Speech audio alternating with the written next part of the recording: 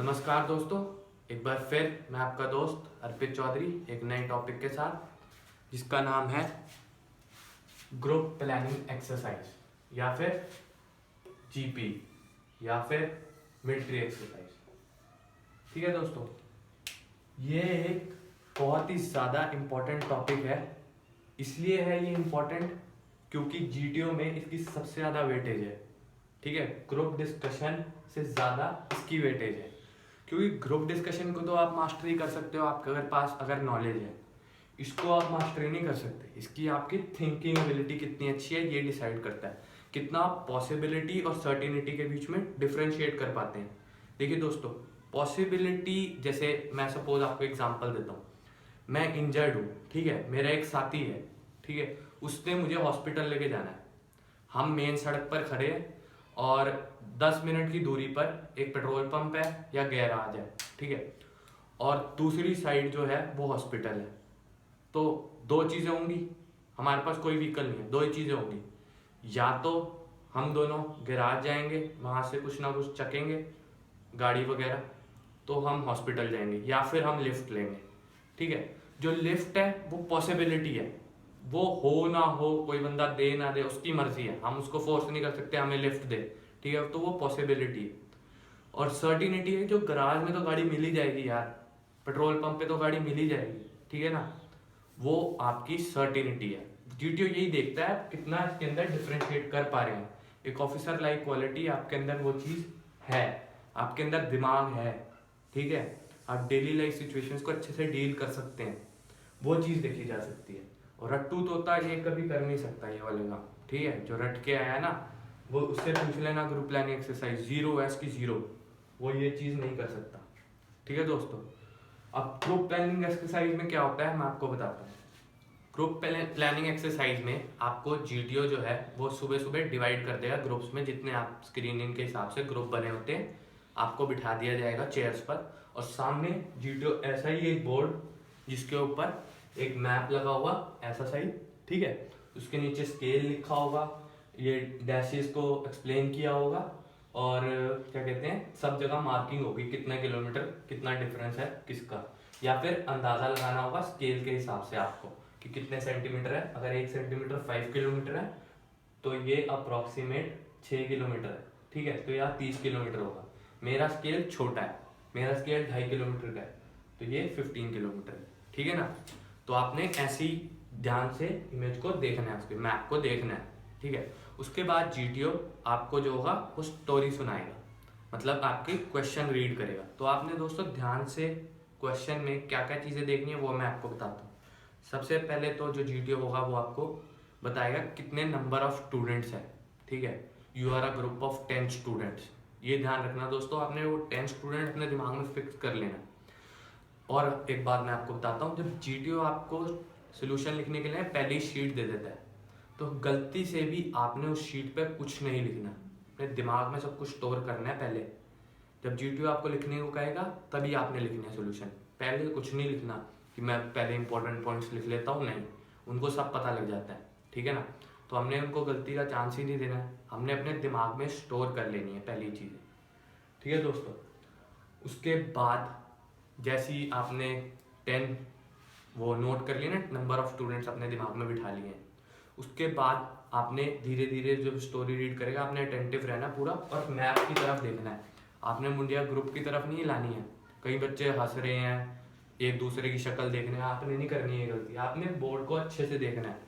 जैसे ही वो नरेट कर रहा है आपका दिमाग, जैसे अगर आप हाईवे पे हो, वो बोले ना कि you are a group of 10 students and you are standing at highway, तो आप इमेजिन करना शुरू कर रहे हो 10 बंदे असली में खड़े हैं। ये हाईवे उठ के 3D इमेज बन जानी चाहिए आपके दिमाग में कि 10 जने हम वहां पर खड़े हुए हैं, तभी आप सोल्यूशन अच्छे से लिख पाएंगे। तो आपने 10 जने वहाँ इमेजिन कर लेने, हम हाईवे पे खड़े हैं 10 जने, ठीक है। तो उसके बाद आपने जो मेजर प्रॉब्लम होती है ना, जो सबसे पहले मेजर प्रॉब्लम होगी वो आपने दिमाग में बिठा लेनी है। प्रायोरिटी सेटिंग में आपको बताता हूँ आप कैसे डिसाइड करेंगे प्रॉब्लम्स को। देखिए दोस्तों, जो जहाँ पर लाइफ इन्वॉल्व है ह्यूमन बीइंग की, वो नंबर 1 पे है, ठीक है। एक ह्यूमन की जहाँ पर बिल्कुल टाइम, जैसे मेरे किसी बंदे ने चाकू मार दिया, ठीक है, सपोज किसी आदमी ने मुझे चाकू मार दी गले पर, और मैं तड़फ रहा हूँ, ठीक है, तो मेरी प्रायोरिटी नंबर फर्स्ट पे है। चाहे आधे घंटे बाद बम ब्लास्ट होने वाला है ट्रेन में, उधर लाखों करोड़ों लोग मर रहे हैं, ठीक है, तो यहाँ पर जो मेरी प्रायोरिटी होगी वो अभी भी फर्स्ट पे होगी, क्योंकि वो आधे घंटे बाद होना है काम, ठीक है ना, समझ पा रहे हो। आधा घंटा हमारे पास है सिचुएशन हैंडल करने का, वो हम कर सकते हैं, लेकिन यहाँ तो गले पर चाकू पूरा लग चुका है, तो मेरे पास बिल्कुल टाइम नहीं है, तो मेरी प्रायोरिटी नंबर 1 होगी। उसके बाद बॉम्ब ब्लास्ट सेकेंड होगी। उसके बाद वो प्रायोरिटी होगी जहाँ पर लाइफ इन्वॉल्व नहीं है, जैसे हाथ कट गया, पैर कट गया, लेकिन ह्यूमन बींग का रिस्क इन्वॉल्व है, पार्ट्स का, बॉडी पार्ट्स का, ठीक है, वो थर्ड पे आएगी। उसके बाद आएगी एनिमल्स की। एनिमल्स की फोर्थ पे क्यों आएगी मैं आपको बताता हूँ। देखिए दोस्तों, कई बार एसएसबी में क्या होता है कि एक एनिमल्स की भी सिचुएशन दी होती है उन्होंने, कि टाइगर है एक, वो विलेज में चला गया है, ठीक है, वो सब लोगों को खा रहा है, तो इसमें हम क्या कर सकते हैं? हम तो कुछ भी नहीं कर सकते। कई लोग बोलते हैं we will kill the tiger. भाई कभी जिंदगी में आपने चींटी मारी है? तुम टाइगर मारोगे? कैसी बातें करते हो? हम गन से मार देंगे टाइगर। टाइगर तो हम मार भी नहीं सकते, टाइगर तो मारना ही बैंड है, आपने अंदर जाना है, ठीक है। तो ये बेवकूफ़ों वाले मत दीजिए आंसर, जो पॉसिबिलिटी है वही आपने करना है, ठीक है ना। उसके बाद दोस्तों, जो टाइगर, और कई बार वही शार्क वाला काम होता है कि ये लोग रिवर में नहाने जाते हैं, वहाँ पर शार्क होती है, वो शार्क लोगों को खा रही है, डर बन गया लोगों में। अब हम क्या कर सकते हैं? हम तो अथॉरिटीज़ को इन्फॉर्म कर सकते हैं ना, हम शार्क को तो नहीं मार सकते, ठीक है ना, मानते हो ये बात? नहीं मार सकते ना। जो सर्टिनिटी है उसमें जाओ, ये काम ना करो, जो हम कर सकते हैं वही कर सकते हैं। 10 जने हैं हम, ठीक है, यंग स्टूडेंट्स हैं हम, टाइगर को मार देंगे, ठीक है ना। 10 में भी आगे ग्रुप में डिवाइड कर रहे हो आप, 3 जने ग्रुप में बैठेंगे टाइगर मारने, 3 जने चले जाए टाइगर मारने, वाह भाई। तो ये गलती आपने नहीं करनी है बिल्कुल भी, ठीक है दोस्तों। तो ऐसी मैंने आपके लिए ग्रुप प्लानिंग एक्सरसाइज तैयार करी है। मैं आपको क्वेश्चन देता हूँ, ठीक है, फिर उसको करने का तरीका आपको मैं बताता हूँ। मैंने सोल्यूशन भी लिखी है, तो आप पहले इसको मैप को अच्छे से देखिए। मैं कैमरे के उस साइड आता हूँ ताकि आपको ये पूरा दिखे और स्टोरी पूरी नरेट करता हूँ, ठीक है दोस्तों। चलो,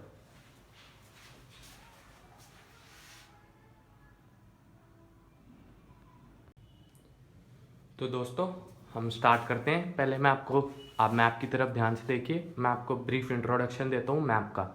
देखिए दोस्तों, टॉप लेफ्ट कॉर्नर पे एक गांव है जिसका नाम है रामपुर, वो 10 किलोमीटर दूर है, ठीक है। उसके साइड में एक ब्रिज है, ब्रिज रिवर के ऊपर से जा रहा है, ब्रिज के बीच में एक रेलवे ट्रैक है, ठीक है दोस्तों, और उसके नीचे रिवर के ऊपर एक हाईवे जा रहा है, ठीक है, वो सील्ड है। ब्रिज जो है उसके नीचे से रिवर जा रही है, हाईवे जो है वो सील्ड है। उसके बाद हाईवे पे जाते जाते राइट साइड पे आप आएंगे, पेट्रोल पंप दिखेगा आपको, उसके ऊपर राइट टॉप कॉर्नर पे धौलपुर एक गांव है जो 5 किलोमीटर है यहाँ से, ठीक है। आप हाईवे के नीचे आएंगे तो आपको वीट फील्ड्स नज़र आएंगी, ठीक है दोस्तों। उसके साथ में आपको एक हॉस्पिटल है राइट साइड में, इस साइड हॉस्पिटल के साथ में आपका शांति विलेज है, ठीक है। जो ये ट्रीज़ वगैरह बने होते हैं, ये जीटीओ टास्क के हिसाब से मैं आपको बता रहा हूँ। जैसे जीटीओ आपको मैप देगा, उसके अंदर ये जो ट्रीज़ होते हैं वो या तो विलेज रिप्रेजेंट करते हैं या फिर कोई फॉरेस्ट रिप्रेजेंट करते हैं, तो आपने ये ध्यान से देखना है। नीचे टी स्टॉल के साइड में कच्ची सड़क जा रही है, कच्चा रोड, जो डबल डैश लाइन है, देखिए मैंने यहाँ पर राइट साइड में नीचे भी लिखा हुआ है, जो डबल डैश लाइन है वो कच्चा रोड को रिप्रेजेंट करती है, जहाँ पर या तो मोटरसाइकिल जा सकती है या फिर वहाँ पर कोई ट्रैक्टर जा सकता है, वहाँ पर कार बिल्कुल भी नहीं जा सकती, ठीक है। सिंगल डैश जो लाइन होती है वहाँ पर तो मेटल रोड है, वो अच्छी फुल स्पीड में कार जा सकती है 80 to 100 किलोमीटर पर आवर की स्पीड से, ठीक है दोस्तों। साइड में आप जाएंगे वीट फील्ड्स के नीचे 1 किलोमीटर, वहाँ पर एक फेरी है, फेरी मतलब वहाँ पर बोट्स वगैरह पड़ी है और एक आदमी है जो बोट्स को चला सकता है आपके लिए, आपकी हेल्प के लिए। हाईवे के आप बिल्कुल लेफ़्ट साइड पर जाएंगे नीचे तो वहाँ पे मैन रेलवे क्रॉसिंग है, ठीक है, और उसके साथ में आपका टेम्पल है, ठीक है दोस्तों। ये आपकी ब्रीफ इंट्रोडक्शन होगी मैप की। अब आप ध्यान से मैप देखना और मैं आपको जो क्वेश्चन है वो नरेट करूँगा धीरे धीरे। तो मेरी यहाँ पे आपको मैं दोस्तों बताना चाहता हूँ, इस वीडियो को पूरा देखना, चाहे थोड़ी वीडियो लंबी जाएगी पर आपने देखना पूरा है इसको, तो आपकी थिंकिंग एबिलिटी और कैसे मैंने आंसर लिखे हैं इस क्वेश्चन के वो आप समझ पाएंगे। तो आप ऐसा करिए, साथ में एक पेन ले लीजिए, कॉपी ले लीजिए और मैं आपको क्वेश्चन डिक्टेट करता हूँ। ठीक है दोस्तों, तो ध्यान से सुनिए। You are a group of 10 students returning to your hostel at Dopar after a picnic at Rampur. Your vehicle developed problem and you left it at garage near petrol pump, and your group decided to enjoy ferry as your jeep will be repaired by 6 p.m. You stopped at tea stall and having tea. One of your friends found a rifle and accidentally he fired a bullet which injured him in his shoulder. While you were thinking about what to do, a boy came to you to seek your help as his father fell down near wheat fields from his cart and broke his leg. As he finished, a man came on cycle to you and informed that miscreant who are hidden in Shanti village and they are going to remove fish plates of train track and also will blast a train going from Dholpur to Rampur which leaves at 4:45 and they plan to blow it at 5:30 over the bridge, and villagers are afraid of guns so they are not informing police. Just he finished, a woman came to you and asked for help as her cow was stranded in marshy land and it is the only source if her livelihood as it is 4 p.m. now and you need to reach the hostel before 7 p.m. You are also provided that a bus leaves from Shampur to Dholpur at 5 p.m. Boats are available at ferry. No telephone or mobile is working in the area. As a group of young and energetic students, what will you do?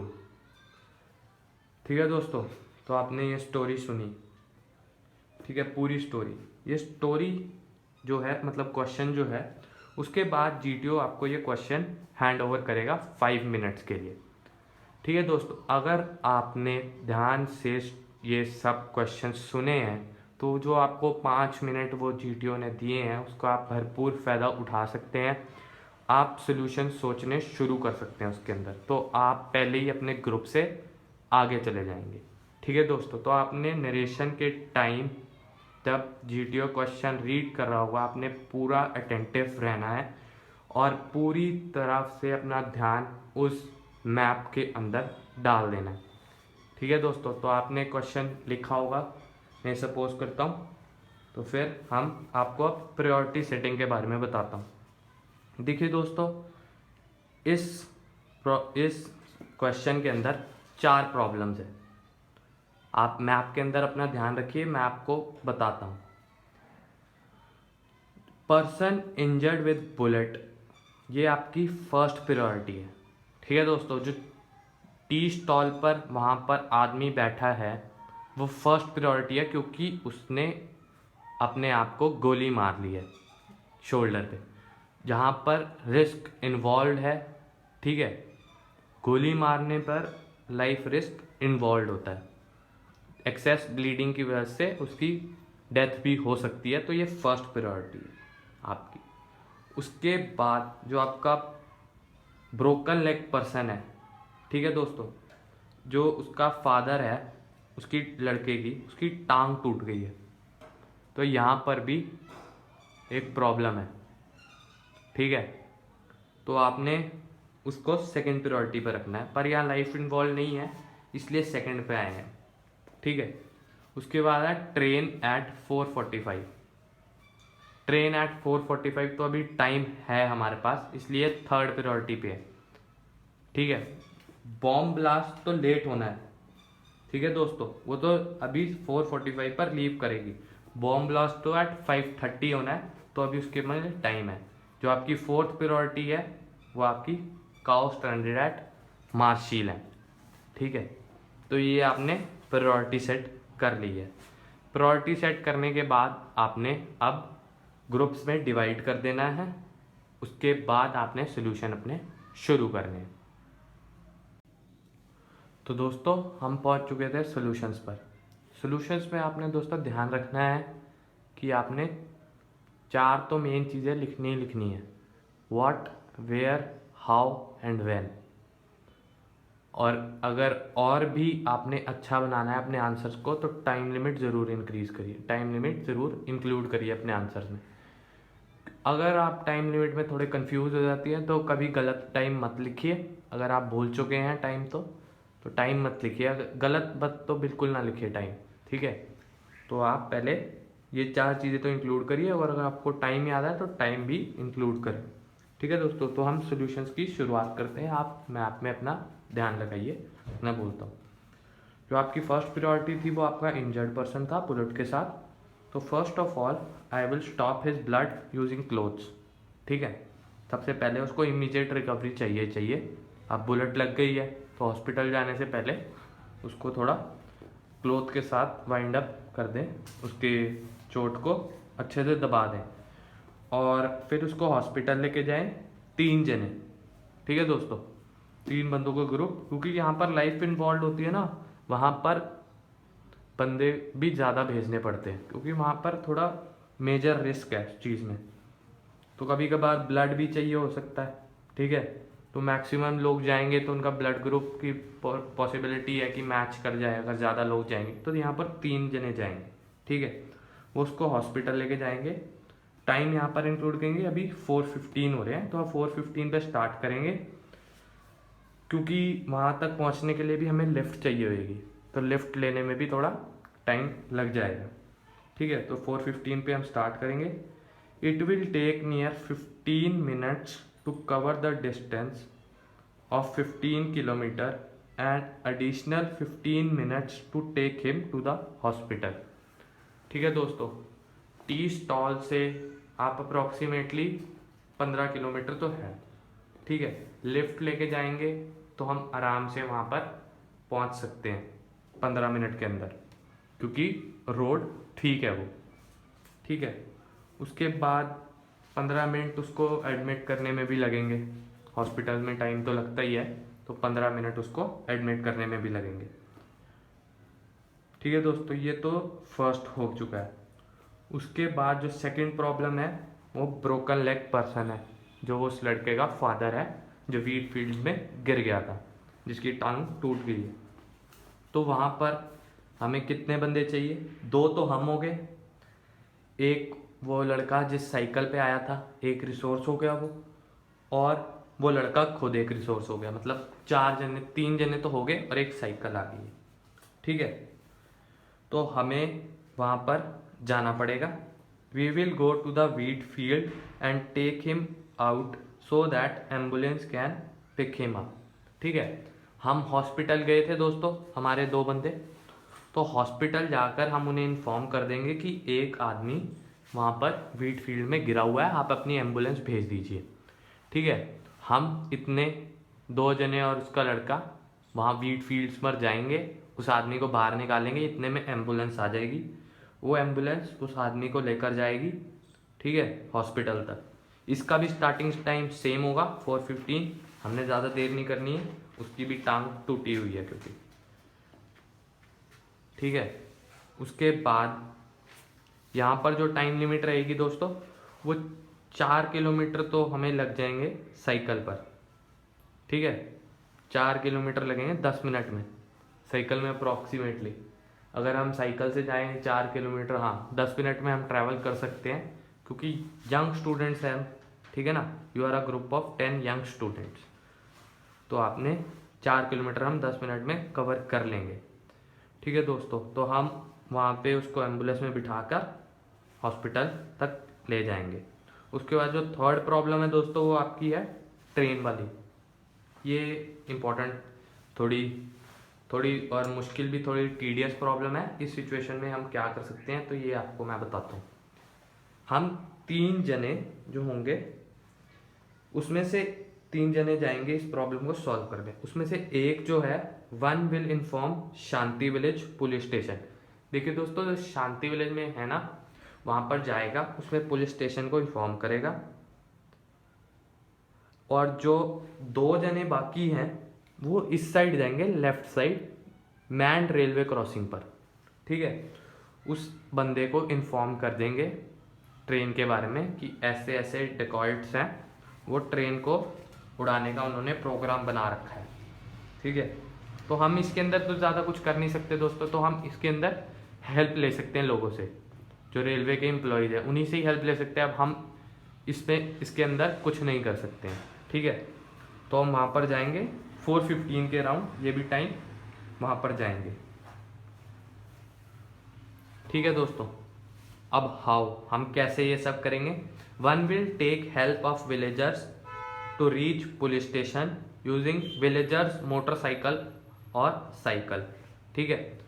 हम village में जाएंगे, village में किसी भी बंदे से वहाँ पर या तो विलेजर से हेल्प लेंगे कि आप मोटरसाइकिल दे दो या साइकिल दे दो।